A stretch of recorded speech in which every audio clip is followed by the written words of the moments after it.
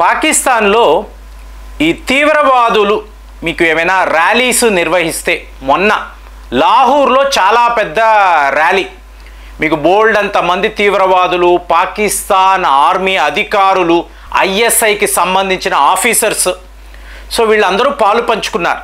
నేను గమనించిన ఒక విషయం చెప్పమంటారా, ఎప్పుడైతే ఇలాంటి ఒక ర్యాలీ అనేది జరుగుతుందో నెక్స్ట్ డే మీరు చూశారు అనుకోండి, మీకు బలూచిస్తాన్లో చాలా పెద్ద లెవెల్లో మీకు తిరుగుబాటు అనేది ఉంటుంది.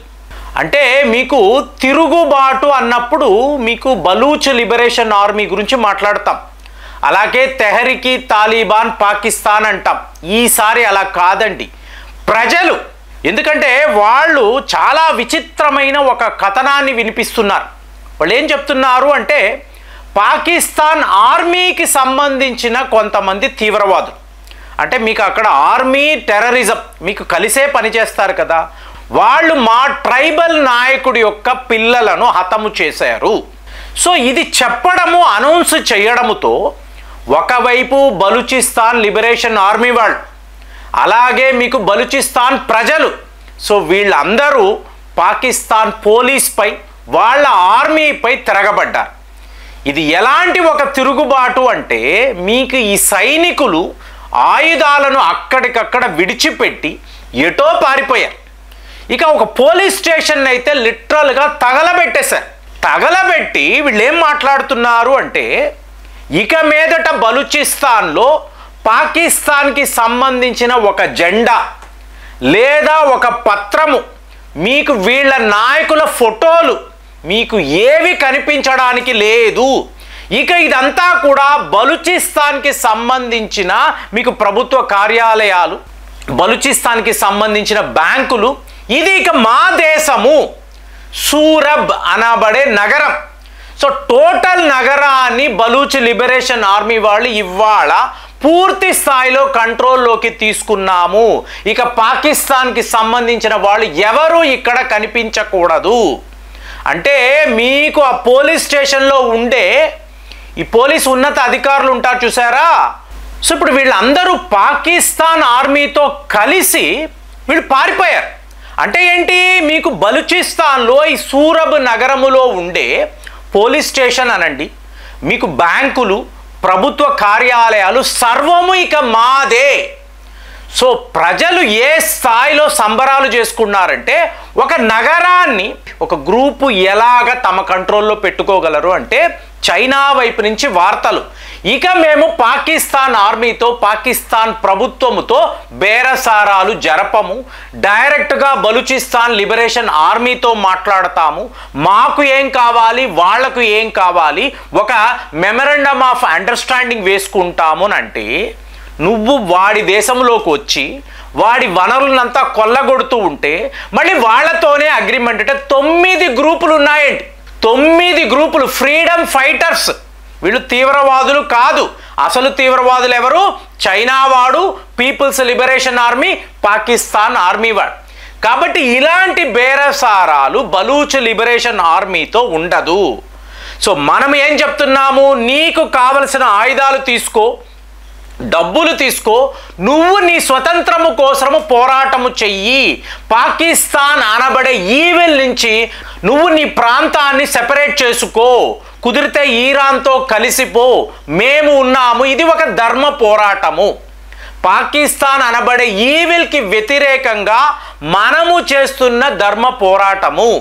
ఎందుకంటే ఫ్రెండ్స్, వేలలో యువకులు ఇప్పుడు వీళ్ళు తీసుకువెళతారు, వాళ్ళు ఏమైపోతారో ఎవరికి తెలియదు. ఈ అమ్మాయిలు వెళతారు, ఈ పాకిస్తాన్ ఆర్మీ అధికారులు ఇష్టానుసారం, చెప్పకూడదు. సో ఇలాగా మీకు వేలలో మీకు శవాలను చూసిన పరిస్థితి. మరి హ్యూమన్ రైట్స్ అంటారు, అమెరికాలో మీకు హ్యూమన్ రైట్స్ వయలేషన్స్, వీటికి చట్టాలు ఇన్ని మాట్లాడతారు. వీళ్ళు పాకిస్తాన్ని అడగగలరా? ఏ రోజైనా అడిగారా?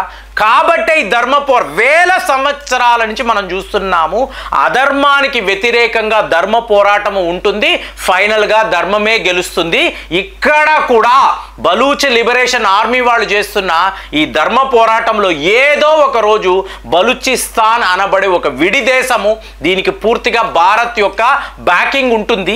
ఎందుకు ఇలా అంటున్నానంటే, మీకు ఎప్పుడైతే పాకిస్తాన్ ఆక్రమిత కాశ్మీర్లో వీళ్ళు తీవ్రవాదం అని మాట్లాడతారో, బలూచిస్తాన్ లిబరేషన్ ఆర్మీ వైపు నుంచి చాలా పెద్ద దాడులు ఉంటాయండి. మీకు ఎక్కడికక్కడ బ్లాస్ట్లు. కానీ గమనించారు అనుకోండి, ఇక్కడే తేడా. మనం ఏం మాట్లాడతాము, యుద్ధము అంటే యుద్ధమే, ఆయుధాలు అంటే ఆయుధాలే, అస్త్ర శస్త్రాలంటే అస్త్ర శస్త్రాలే, అంతే తప్ప కామన్ మ్యాన్ని ఏ రోజు మనము టార్గెట్ చెయ్యము. ఇవాళ కూడా చూడండి, మీకు ఒక నగరాన్నే వీళ్ళు తమ కంట్రోల్లో పెట్టుకున్నారు. దాడులంతా కూడా పాకిస్తాన్ ఆర్మీపై, పాకిస్తాన్ పోలీసులపై, అలాగే వాళ్ళ ఉన్నత అధికారులు. అంతేగాని కామన్ మ్యాన్ ఎప్పుడు కూడా ఏ రకంగా వీళ్ళు ఇబ్బంది పెట్టింది లేదు. కాబట్టి వీళ్ళది భారత్ ఎజెండా అనేది క్లియర్గా తెలుస్తుంది. మరి ఇంకొక వైపు చూశారు అనుకోండి, పాకిస్తాన్ ఎయిర్ ఫోర్స్ వాళ్ళు చాలా పెద్ద స్థాయిలో తిరుగుబాటు అనేది చేస్తున్నారు. ఎందుకు అంటే సింపుల్ లాజిక్ అండి. ఇవాళ ఆపరేషన్ సింధూర్ అన్నప్పుడు పూర్తిగా మనం ఎయిర్ స్ట్రైక్స్ చేశాం. సో వాడు కూడా ఏం మాట్లాడాడు, మా ఎయిర్ ఫోర్స్ అన్నాడు. ఇప్పుడు మీరు 1948 అనండి, 1965, 1971, అలాగే కార్గిల్ యుద్ధం, ఎక్కడైనా చూడండి మీకు గ్రౌండ్ ఫోర్సెస్ మధ్య మేజర్ యుద్ధము అనేది జరిగింది. కానీ ఫర్ ద ఫస్ట్ టైం మన ఎయిర్ ఫోర్స్ని చాలా పెద్ద స్థాయిలో వాడాం. దాంతో ఇవాళ పాకిస్తాన్ ఏం చెప్తుంది, మేము విజయం సాధించాము. ఎవరు సాధించారు, మీకు గ్రౌండ్ ఫోర్సెస్ కాదు. అంటే మీకు పాకిస్తాన్లో వాళ్ళ ఆర్థిక వ్యవస్థ చూసారు అనుకోండి, 60% ఆఫ్ ద అసెట్స్, డబ్బు పాకిస్తాన్ ఆర్మీ దగ్గరే ఉంటుంది. పాకిస్తాన్ ఎయిర్ ఫోర్స్, నేవీ వాళ్ళ దగ్గర ఇంతంత డబ్బులు ఉండవు, వాళ్ళకి జీతాలు కూడా తక్కువ. అలాంటిది ప్రతిసారి నువ్వు ఓడిపోతున్నావు, ఏ యుద్ధంలో నువ్వు గెలవలేదు కదా. అలాంటప్పుడు నీ గ్రౌండ్ ఫోర్సెస్కి, పాకిస్తాన్ ఆర్మీకి ఇంతంత జీతాలు ఎందుకు, ఇంతంత ఆస్తులు ఎందుకు? ఈసారి మేము కదా యుద్ధము చేసాం అంటే వాళ్ళు ఎప్పుడు సరెండర్ అయిపోతారు కదండి. కార్గిల్ యుద్ధంలో సరెండర్ అయిపోయారు, 1971లో సరెండర్ అయిపోయారు కదా. కానీ ఇక్కడ ఎయిర్ ఫోర్స్ వాళ్ళు మన ఇండియన్ ఎయిర్ ఫోర్స్ వద్ద సరెండర్ కాలేదు. కాబట్టి మేమే గెలిచామని చెప్పి మీకు ఫేక్ వార్తలను వాళ్ళు ప్రచురితం చేస్తున్నారు. ఈ టైంలో మాదే కదా పై చెయ్యి, పాకిస్తాన్ ఎయిర్ ఫోర్స్దే పై చెయ్యి. కాబట్టి మాకు జీతాలు ఎక్కువ కావాలి, మాకు ఇవ్వాల్సిన రైట్స్ అనేవి మాకే ఎక్కువ. అంటే ఇప్పుడు అసీం మునీర్ ఏం చేశాడు, ఫీల్డ్ మార్షల్ అని చెప్పేసుకున్నాడు. అంటే మీకు పాకిస్తాన్ ఆర్మీ యొక్క పెత్తనము, డామినేషన్ ఉండాలి, పాకిస్తాన్లో ఉండాలి. కాబట్టి తనకు తానుగా ర్యాంకును పెంచుకొని ఇవాళ కూడా పాకిస్తాన్ ఆర్మీయే ఈ దేశాన్ని పరిపాలిస్తుంది అని చెప్పి ప్రపంచానికి చెప్తున్నాడు. కానీ అసలు యుద్ధం ఎవరు చేశారు, పాకిస్తాన్ ఎయిర్ ఫోర్స్ చేసింది, నేవీ కూడా చెయ్యలేదు కదా.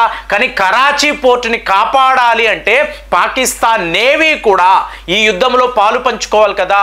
ఈ సందర్భంలో మాకు మా రైట్స్ ఇవ్వు, మీ పాకిస్తాన్ సైనికులు, ఆర్మీ వాళ్ళు పారిపోతున్నారు. ఒకే రోజు 5,000 మంది రాజీనామా చేసి పారిపోతే నీకు ఇంతంత జీతాలు ఎందుకు, నీకు ఇంతంత భూములు ఎందుకు, ఇంత ఆస్తులు ఎందుకు? మా అధికారము మాకు ఇవ్వు, మా రైట్స్ మాకు చెందాలి అని పాకిస్తాన్ ఎయిర్ ఫోర్స్ వాళ్ళు ఇవాళ చాలా పెద్ద స్థాయిలో ఒక తిరుగుబాటు అనేది చేస్తున్నారు. అంటే బలూచిస్తాన్లో బలూచ్ లిబరేషన్ ఆర్మీ ప్రజలు, అలాగే సూరబ్ అనబడే నగరాన్నే వాళ్ళు తమ కంట్రోల్లో పెట్టుకున్నారు. ఇవాళ పాకిస్తాన్ ఎయిర్ ఫోర్స్ ఏమంటుంది, మా యొక్క రైట్స్ మాకు కావాలి, లేకపోతే మేము చాలా పెద్ద లెవెల్లో ఒక మిలిటరీ కూ అంటే మిలిటరీ తిరుగుబాటు అనేది చేస్తామని చెప్పి వాళ్ళు చెప్తున్నారు. ఇలా చూసామనుకోండి, పాకిస్తాన్ అనబడే దేశము ఎప్పుడైనా కొలాప్స్ అయిపోవచ్చు. సో ఇదంతా కూడా మీకు వాళ్ళ సైన్యములోనే వస్తున్న మార్పులు, కొత్త రకమైన మార్పులను వాళ్ళు జీర్ణించుకోలేకపోతున్నారు. ఈ పరిస్థితుల్లో పాకిస్తాన్ యొక్క భవిష్యత్తు ఏంటి, కామెంట్స్లో రాయండి. మళ్ళీ వచ్చే వీడియోలో కలుద్దాం. జై హింద్.